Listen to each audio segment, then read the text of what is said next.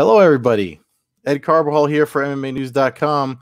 This is your Sunday submission for July 11th, the one after UFC 264. Crazy ending to a pretty hyped up week, first week in July. It's usually the UFC's. I feel like this week in July is the UFC Super Bowl week, because it used to be known as International Fight Week. I don't know if it ended because of COVID, but anyway, MMAnews.com. Make sure you click the thumbs up button, click the bell notification on the MMAnews.com YouTube channel so you can get the alerts for videos like this and other content that we do, including fighter interviews by the great James Lynch. You can follow me on Twitter at Carbazal.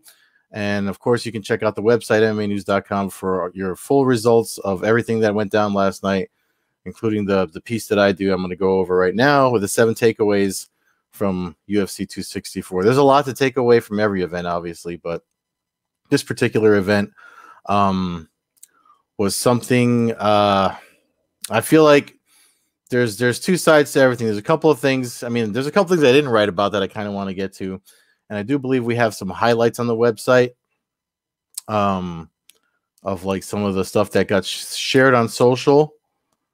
So let's see if we can find some of the stuff to go over before I go over the 7 takeaways. But one thing that obviously we got to address we have to address the outcome of the main event with Conor McGregor, Dustin Poirier. It's their third fight. So for me, video game rules take effect in combat sports, right? Trilogy is the reason why there's a trilogy exists, and if you play games like Street Fighter and Tekken and stuff like that, there's always you win and move on to the next match when you win best 2 out of 3 fights, right? So Poirier has best 2 out of 3, so you have 2 arguments and you can pick whichever side you want. One being that the injury that led to the finish can't really be counted as a win. I think that's the side Dana White is on, based on what he said at the post-fight press conference. He was already hinting at a 4th fight between these 2 men. Conor McGregor screaming with his foot hanging loose, that nothing is over, it's not over. And what else? But the other side is, technically, it was. I mean, if you watched and paid attention to the post-fight interview when they're talking about what happened, Rogan interviewing the winner first, Poirier says that he felt a crack when he checked. There's a still image somewhere online. I believe Esther Lynn took the photo. I wish I could find it. I think MMA Fighting might have it as a feature on an article, but you can see it's his left ankle that broke, or left lower leg, whatever you want to call it. Excuse me. And that's the kick that he threw hardest at the beginning of the fight. The image that I wish I could find it, but the photo is of Poirier. He's not really lifting his leg to check it, but he's leaning into it. So this is similar to what Uriah Hall did to Chris Weidman when his fracture happened. And if you want really good breakdowns of both of those, there's a doctor that has a YouTube channel. I've written a couple of pieces based on some of the stuff he's put out. Brian Soderer does a really good. I mean, he did an initial reaction to McGregor's injury, and then he does a really detailed one for the Chris Weidman injury. But as far as the technique is concerned, a lot of people are under the impression that to check a kick, you have to do the traditional, like what you see in the Muay Thai, where they lift a leg and kind of hold it out and extend so that the shins collide. But you can also, like the last minute one, if you check out Boss Rutan's Big Books of Combat, I believe it's in book 1, where he covers striking. One of the ways it's like a last minute check, but if you put all your weight, turn your toes out because you don't have enough time to lift your leg and stop it, that's kind of like what Uriah Hall did, and it looks like that's what especially if you look at that image, it looks like that's what Poirier did to McGregor when he checked one of several kicks. And again, Poirier said he felt it. McGregor, of course, denies everything. I mean, I didn't watch the Stephen A. Smith interview because I just can't take Stephen A. Smith's voice.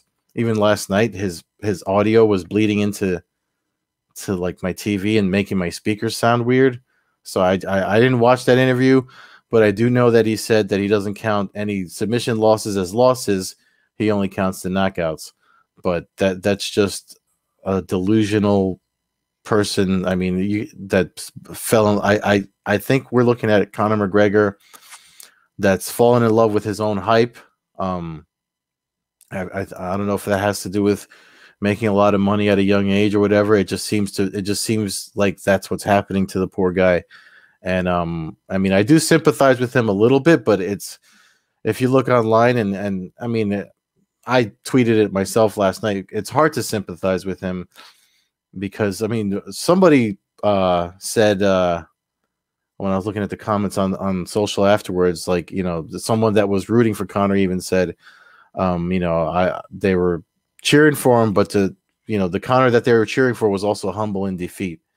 And we didn't see that last night. I mean, the man's laying there with his leg hanging loose, and then he's tweeting Tony Montana quotes this morning of "Let's say goodnight to the bad guy scene and how you need guys like me." That's really this is it's fighting, but this is the sport version to the closest version of true hand-to-hand combat that we can get to.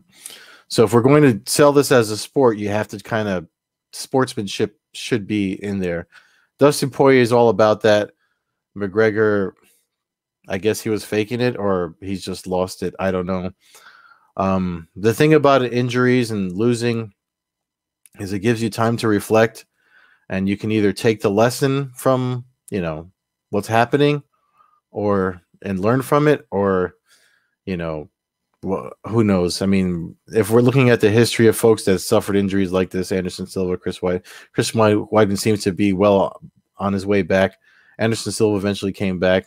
McGregor's did not break the skin, so Dr. Soderer said that was kind of like a good thing because then they don't have to worry about infection and stuff like that.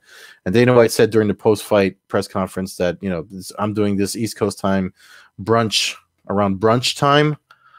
So in the afternoon, so morning time, Vegas time, they said McGregor was going to have his surgery. So I'm assuming when he tweeted his, you need guys like me, which is what he put on his Instagram.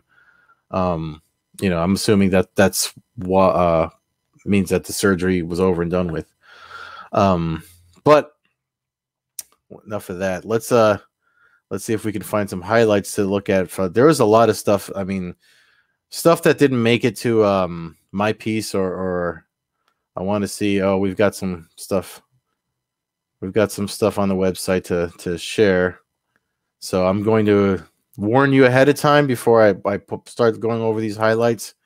You know, obviously there's a pretty gruesome injury. It looks like most of the highlights are from the McGregor fight anyway, so we might as well just focus on that. There's other stuff that happened, though. There's a really cool submission that happened during the prelims. Dracus du Plessis made his presence known in the UFC. Duplessis, however he wanted folks to say his name right, so hopefully I'm saying it right. But it was I actually really liked that fight with him and Trevin Giles. But let's I'm going to share this. What stage do we have here? Let me do this. So I got to make sure I'm muted so we don't get any negative hits on the website here. Let me just share this clip with you, add it to the stream right now. So we're looking at the beginning of the fight.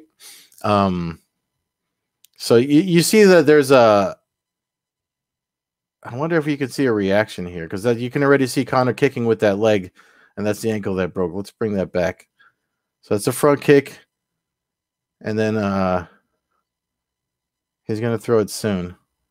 Spinning back kick with the same leg, and then he goes for a leg kick right there.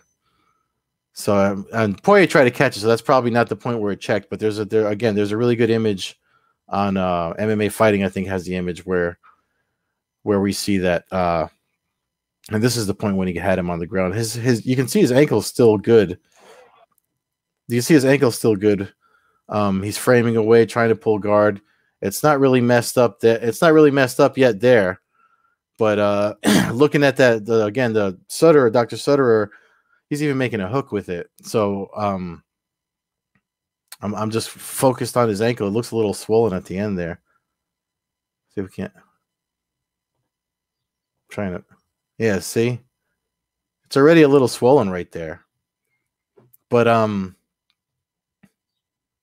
heavy shots landing early for Poirier. Let's see if this shows another leg kick. See, he was active with that leg. This was before they went to the ground.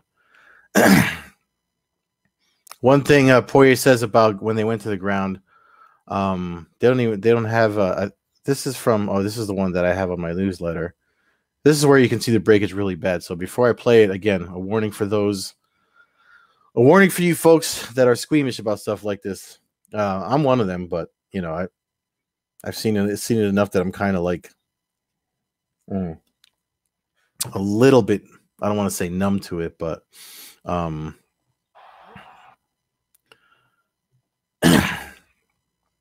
they don't show the wince when they're fighting. As he stepped back to we actually have that at the top of the page here, but you can see it right there. Look at it. It's loose.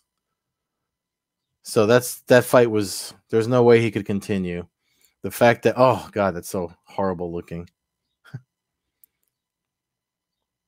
Yeah. That's so horrible looking when you see a limb dangle like that. And Herb Dean waves it off.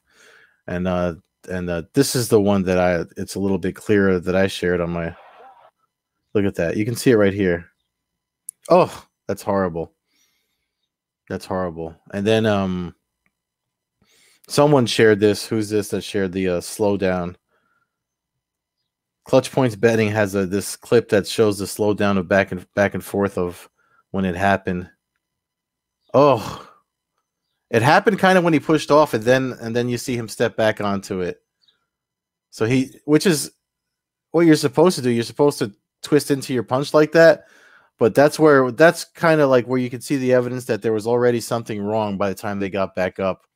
What a horrible way for the fight to end.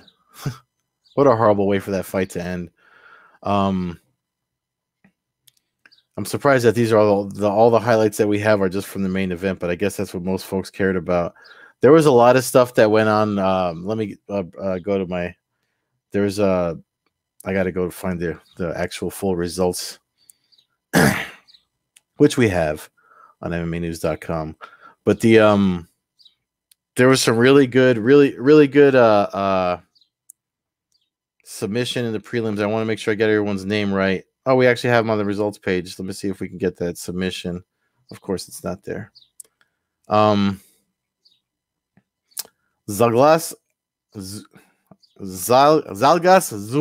Zumagulov. I know I'm butchering his name, but he submitted Jerome Rivera with guillotine choke. Let me see if I can find that, because that was a really good one. Let me stop sharing this one. Oh, I need the result. I'll keep it up to bring it back later. But there's a really good one. If you watch 2019 PFL and then a subsequent Bellator event afterward, I'm sorry I'm forgetting the names of the fighters that I saw do what some folks call a ninja choke. So it's like a choke that like you're doing a rear naked choke with the person in front of you. And even though they called it a guillotine, either way, it's a sick choke that and Rivera did everything right to get out of it, but when the choke is in, it's either you like they say, nap or tap, or all the funny sayings that jiu-jitsu folks come up with. I'm on MMA News' social right now, so I can bring it up because that one's worth looking at. For folks that aren't, and that I don't know what was up with the crowd in Vegas either. Like there was people booing every time there was a grappling exchange, which I just didn't understand because Rogan. Oh, here we go.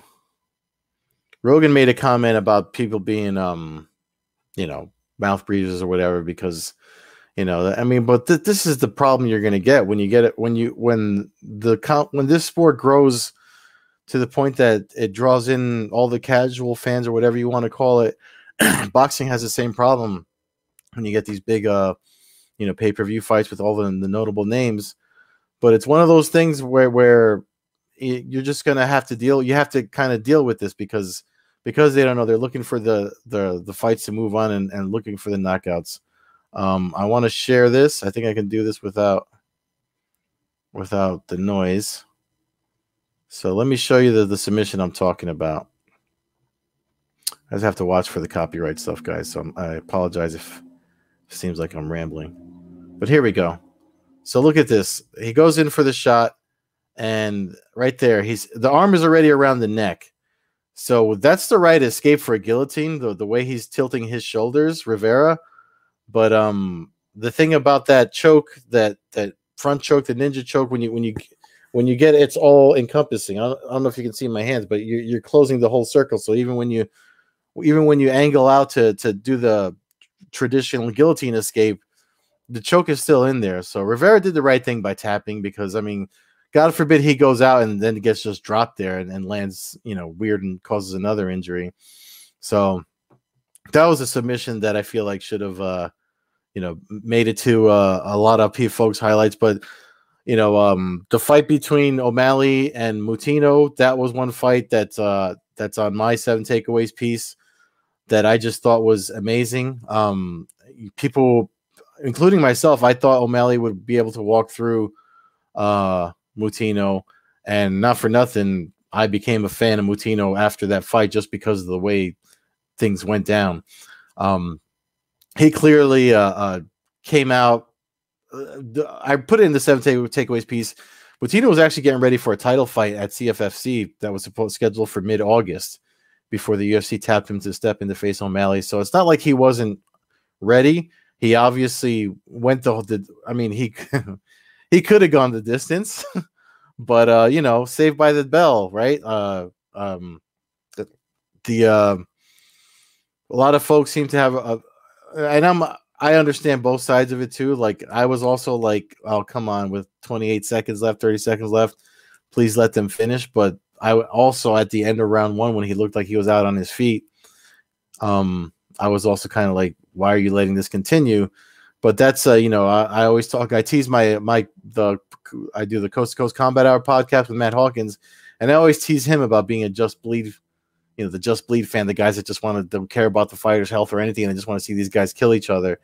And I tease him about that often, but I mean, we all have that inside of us, because by the end of the fight, I was like, oh no, don't stop it. But I also understood Herb Dean was doing his job. I know Herb Dean got some shade for that, but I mean, one of the things I tweeted was, their job is to protect these guys, fighter safety, their health, even if it has to be from themselves. So, Dana White even said at the end in the post-fight press conference, straight to the hospital, no media, no interviews, nothing, just go to the hospital, because he took over 200 blows to the head.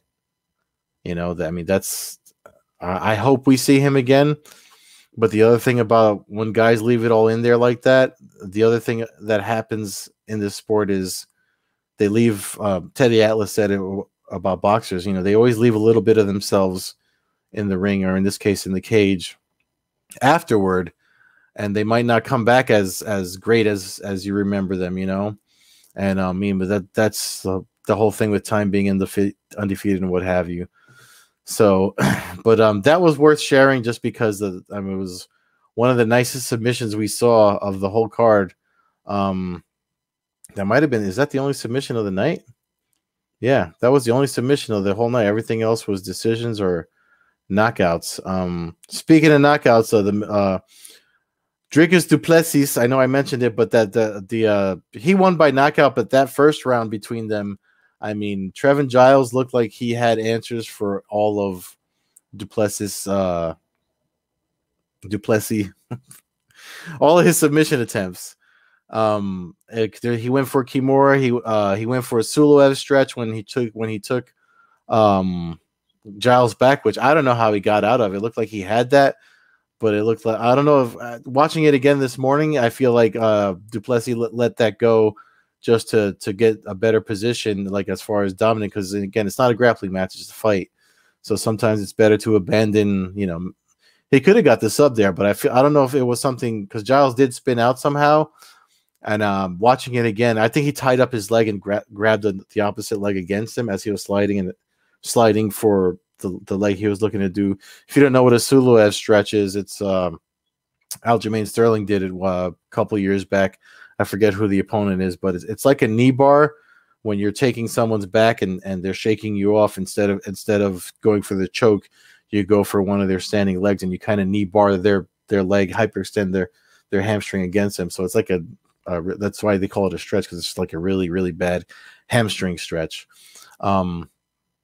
Anyway, I'm trying to think what else. Obviously, the fight with Michelle Pereira and Nico Price. I mean, people went crazy for that, including myself.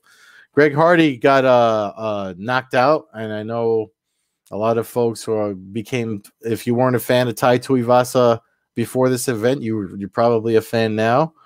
And then obviously the co-main event with Gilbert Burns and Stephen Thompson. That was a fight for me that I personally was having interviewed both guys.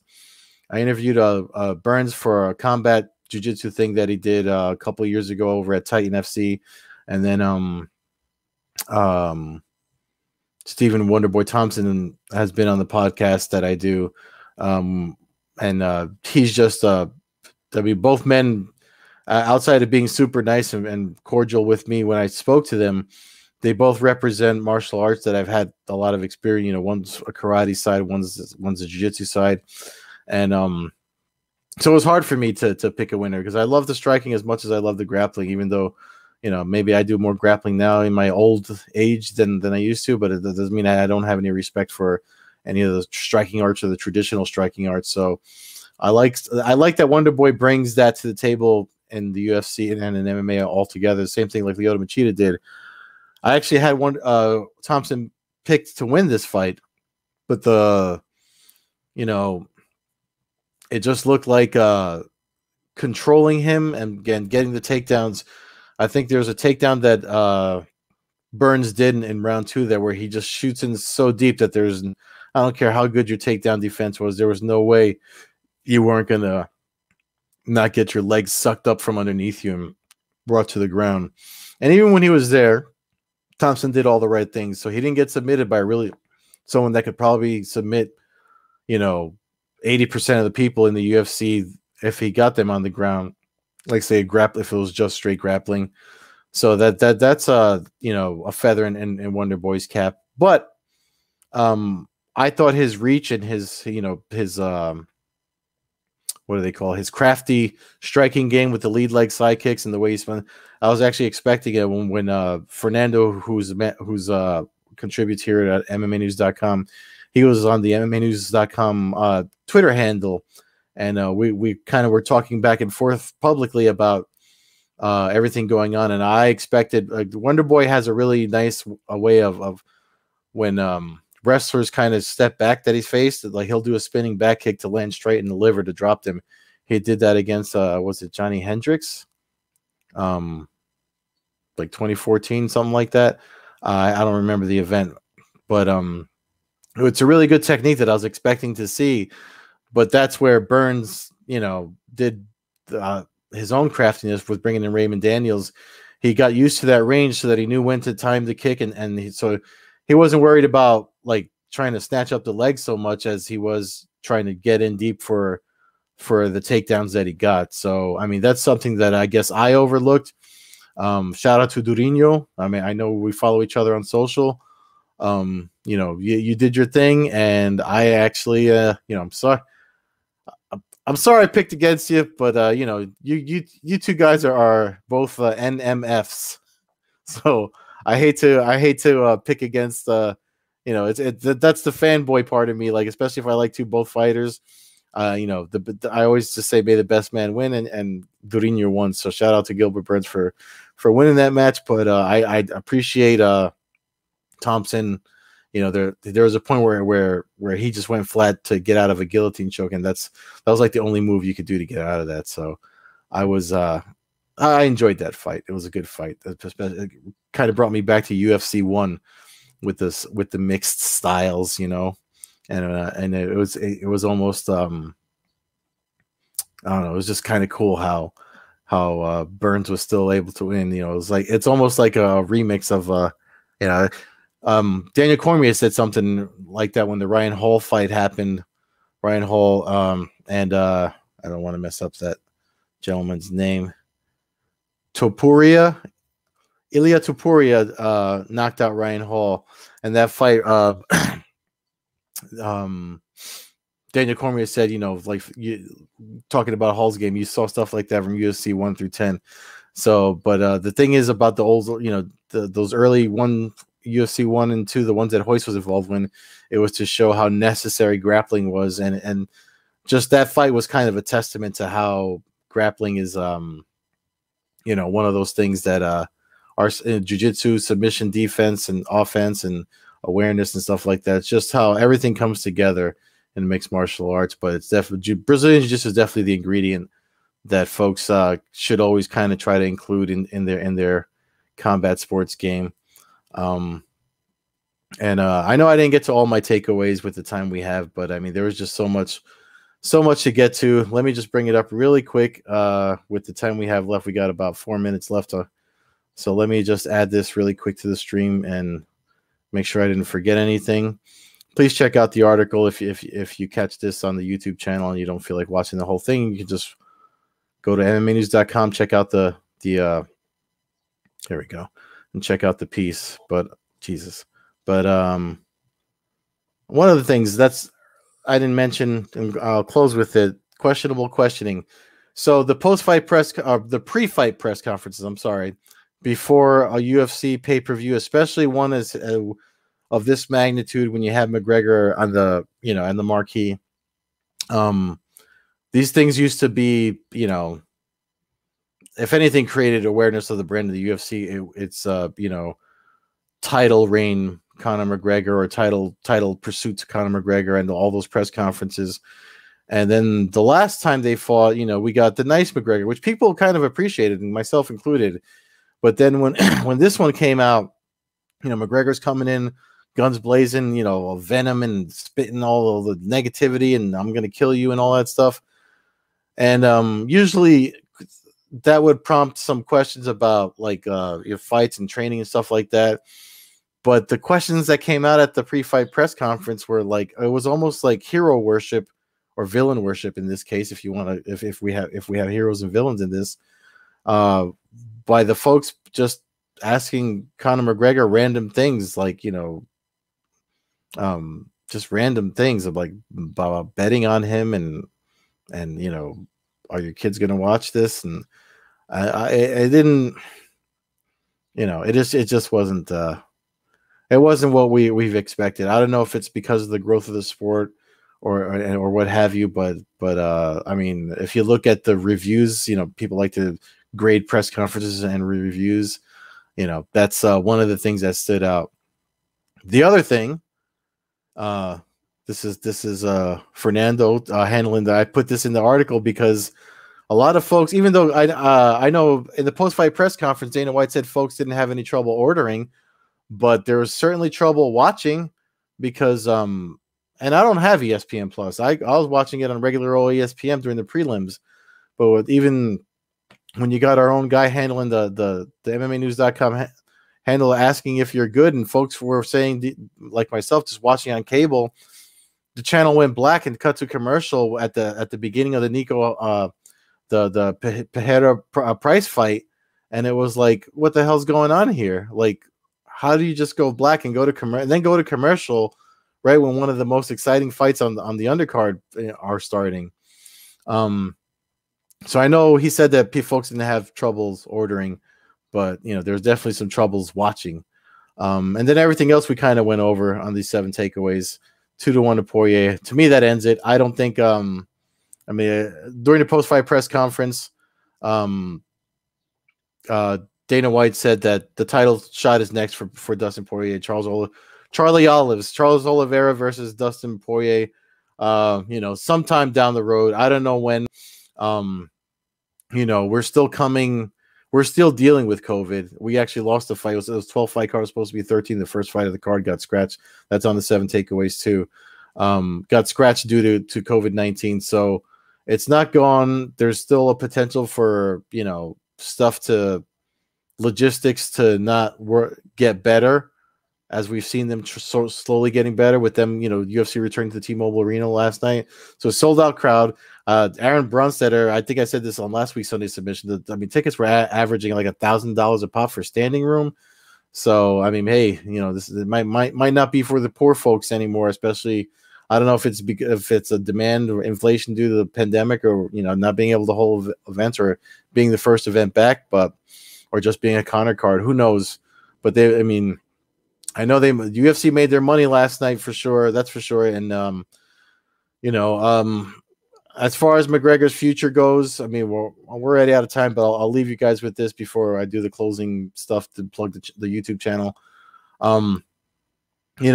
That's going to take a long time to get over. And again, we saw Anderson Silva come back from it.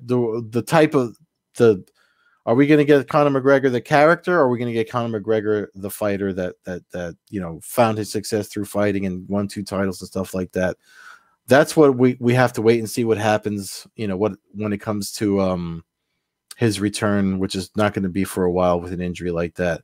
So take for it what you will.